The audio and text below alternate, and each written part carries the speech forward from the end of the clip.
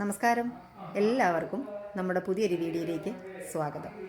എല്ലാവരും സുഖമായിരിക്കുമെന്ന് വിശ്വസിക്കുന്നു. അപ്പോൾ ഇന്ന് ചെയ്യുന്നത് നല്ല അടിപൊളി ടേസ്റ്റിൽ ഒരു കടല തോരനാണ് കേട്ടോ. സാധാരണ നമ്മൾ കടലക്കറിയൊക്കെ അല്ലേ ചെയ്യാറുള്ളത്. അപ്പോൾ ഇങ്ങനെ തോരൻ വെച്ചിട്ടുണ്ടോ? ഇല്ലെങ്കിൽ ഇതാ ഇങ്ങനെയൊന്ന് തോരൻ വെച്ച് നോക്കണം കേട്ടോ. നമുക്ക് ചോറ് കഴിക്കാനും അപ്പത്തിൻ്റെ കൂടെയും ഗ്രേവി ഇല്ലാന്നേ ഉള്ളൂ. ഇത് പക്ഷേ അപ്പത്തിൻ്റെ കൂടെയും പുട്ടിൻ്റെ കൂടെയും ചോറിൻ്റെ കൂടെയും കഞ്ഞിയുടെ കൂടെയും നമ്മൾ പഴങ്കഞ്ഞി കഴിക്കുന്നവർക്കാണ് അതിൻ്റെ കൂടെയും ഒക്കെ നല്ല അടിപൊളി ടേസ്റ്റാണ് കേട്ടോ. എന്തായാലും നമുക്ക് ഈ കിടില ടേസ്റ്റുള്ള കടലക്കറി എങ്ങനെയാണ് ചെയ്യുന്നതെന്നൊന്ന് നോക്കിയാലോ. അപ്പോൾ ഒട്ടും സമയം കളയണ്ട, നമുക്ക് വീഡിയോയിലേക്ക് പോകാം. അപ്പോൾ അതിന് വേണ്ടിയിട്ട് ഞാനിതാ ഒരു 1.5 കപ്പ് കടല തലേ ദിവസം തന്നെ വെള്ളത്തിലിട്ട് കുതിർത്ത് വെച്ചിട്ടുണ്ടായിരുന്നു. ഇതിനി നമുക്ക് ഒരു കുക്കറിലേക്ക് ചേർത്ത് കൊടുക്കാം. ഇതിൻ്റെ കൂടെ ചേർത്ത് കൊടുത്തിട്ടുള്ളത് ഒരു മീഡിയം സൈസിലുള്ള പട്ട, 2 ഏലയ്ക്ക, കുറച്ച് ജാതിപത്രി. ഇതുണ്ടെങ്കിൽ ചേർത്താൽ മതി, ചേർത്താൽ നല്ലൊരു ടേസ്റ്റാണ് കേട്ടോ. ഒരു 2 ഗ്രാമ്പു.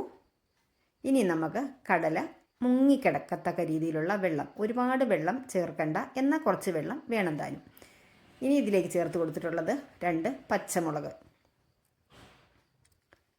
ഉപ്പ് ആവശ്യത്തിന് ചേർക്കുക, ഒരു 2-3 കഷ്ണം ചെറിയ ഉള്ളി, സ്വല്പം മഞ്ഞൾപ്പൊടി.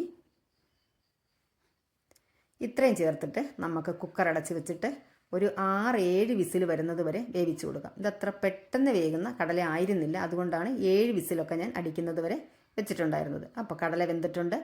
ഇനി നമുക്ക് ഒരു പാൻ വെച്ചിട്ട് അതിലേക്ക് കുറച്ച് വെളിച്ചെണ്ണ ചേർത്ത് കൊടുക്കാം.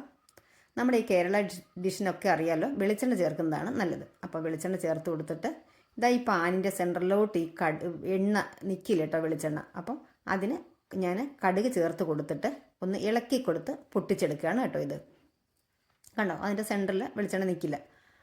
എന്നിട്ട് കടുക് പൊട്ടി വന്നപ്പോഴത്തേക്ക് അതിലേക്ക് വറ്റൽമുളകും കറിവേപ്പിലയും ചേർത്ത് കൊടുത്തു. നല്ലതുപോലെ ഒന്നങ്ങ് മിക്സ് ചെയ്ത് കൊടുക്കുകയാണ് കേട്ടോ. അപ്പോൾ ഇതെല്ലാം ഇവിടെ ഫ്രൈ ആയി വന്നിട്ടുണ്ട്. ഇനിയും നമുക്കിതിലേക്ക് ഒരു മീഡിയം സൈസിലുള്ള സവോള, ഒരുപാട് നീളത്തിൽ അരിയണ്ട, അതാ ഇതുപോലെ, ഇതിലും ചെറുതാക്കുന്നതിനും കുഴപ്പമില്ല, ഇങ്ങനെ അരിഞ്ഞിട്ട് നമ്മളിതിലേക്ക് ചേർത്ത് കൊടുത്തു. ഇനി നമുക്ക് നല്ലതുപോലെ ഒന്നങ്ങ് മിക്സ് ചെയ്ത് കൊടുക്കാം. ഇതൊരുപാട് അങ്ങ് ഫ്രൈ ആകുകയൊന്നും വേണ്ട.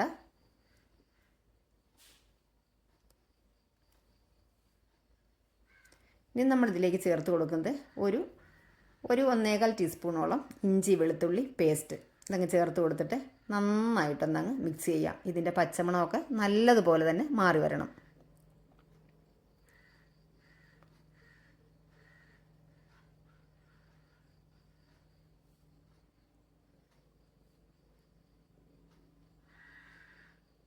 നന്നായിട്ടങ്ങ് ഇളക്കി കൊടുക്കാം.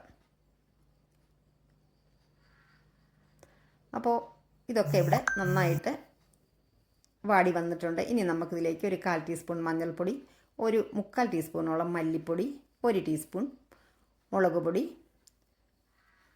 ഒരു 1/4 ടീസ്പൂൺ, ഒരു 1/2 ടീസ്പൂണോളം ഗരം മസാല, ഇത്രയും ചേർത്ത് കൊടുത്തിട്ട് നല്ലതുപോലെ ഒന്നങ്ങ് മിക്സ് ചെയ്ത് കൊടുക്കാം. പൊടിയുടെയൊക്കെ പച്ചമണം നന്നായിട്ട് മാറി വരട്ടെ.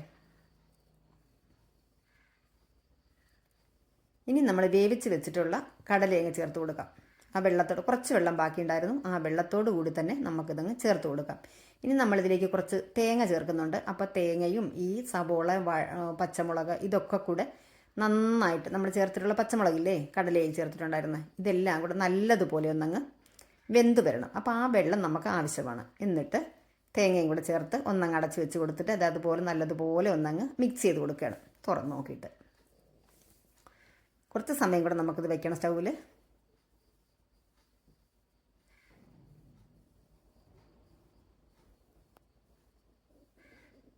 നല്ല അടിപൊളി ടേസ്റ്റാണ് കേട്ടോ. ചോറിൻ്റെ കൂടെയും കഞ്ഞിയുടെ കൂടെ കഴിക്കാനായിട്ട് നല്ല സൂപ്പർ കിഡിലെ ഒരു തോരൻ തന്നെയാണ് കേട്ടോ ഇത്. ഇനി നമുക്കൊന്ന് അടച്ച് വെച്ച് കൊടുക്കാം. ഒരു 2 മിനിറ്റ് കൂടെ ഇരിക്കട്ടെ. അപ്പോൾ നമ്മൾ വീണ്ടും തുറന്ന് നോക്കി. അപ്പോൾ ഇതിൽ മല്ലിയില നിർബന്ധമായിട്ടും ചേർക്കണം. പക്ഷേ എൻ്റെ കയ്യിൽ മല്ലിയില ഉണ്ടായിട്ടില്ല. ഇത് ഞാൻ തോരനൊക്കെ വെച്ചിട്ടാണ് ഞാൻ പിന്നെ മല്ലിയില വാങ്ങാനായിട്ടൊക്കെ പുറത്ത് പോയത് കേട്ടോ. അപ്പോൾ നമുക്ക് കറിവേപ്പില വെച്ചിട്ട് നമുക്ക് അഡ്ജസ്റ്റ് ചെയ്യാം.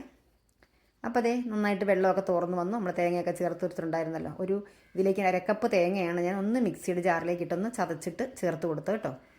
അപ്പോൾ എന്നിട്ട് ഇപ്പോൾ ചേർത്ത് കൊടുത്തത് മുക്കാൽ ടീസ്പൂണോളം പെരിഞ്ജീരകത്തിൻ്റെ പൊടി. എന്നിട്ട് നല്ലതുപോലെ ഒന്നങ്ങ് മിക്സ് ചെയ്ത് കൊടുക്കാം.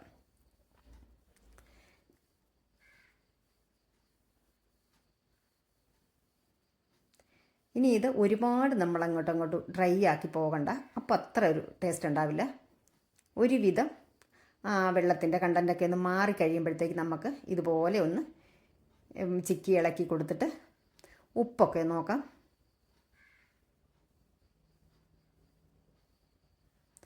നമുക്ക് ഉപ്പെല്ലാം നല്ല കറക്റ്റായിരുന്നു.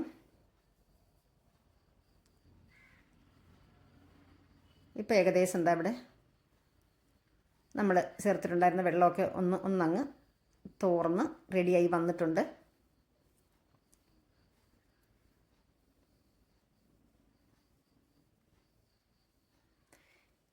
അപ്പോൾ അതേ കടൽ തോരൻ ഇവിടെ റെഡി ആയിട്ടുണ്ട്. എല്ലാവരും ഒന്ന് ട്രൈ ചെയ്ത് നോക്കണം കേട്ടോ. അപ്പോൾ ഇന്നത്തെ വീഡിയോ ഇവിടെ പൂർണ്ണമായിരിക്കുകയാണ്. എല്ലാവരും ഇത് ട്രൈ ചെയ്ത് നോക്കും എന്നുള്ള വിശ്വാസത്തോടെ നമുക്ക് ഇന്നത്തെ വീഡിയോ ഇവിടെ വൈൻഡപ്പ് ചെയ്യാം. വീണ്ടും മറ്റൊരു നല്ല വീഡിയോയുമായി കാണുന്നത് വരെ എല്ലാവർക്കും നന്ദി, നമസ്കാരം.